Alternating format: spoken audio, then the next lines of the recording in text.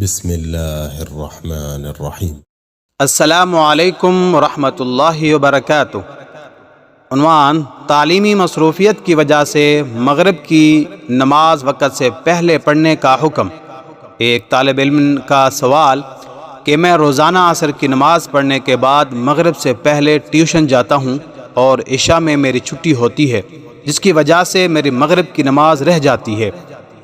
آپ مجھے یہ بتا دیں کہ اگر میں ٹیوشن جانے کے عذر کی وجہ سے مغرب کی نماز مغرب ہونے سے پہلے پڑھ لوں تو کیا میری نماز ادا ہو جائے گی؟ جواب: واضح رہے کہ کسی فرض نماز کے ادا ہونے کے لیے اس نماز کا وقت ہونا ضروری ہے، اس کے بغیر فرض نماز ادا نہیں ہوگی۔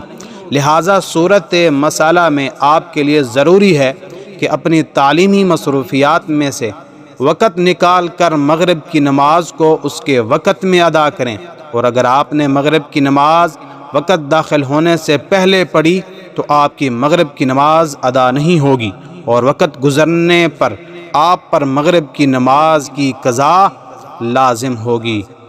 اللہ کریم سے دعا ہے اللہ مجھے اور آپ سب کو دین کے مسائل سمجھنے اور اس پر عمل کرنے کی توفیق عطا فرمائے۔ آمین ثم آمین۔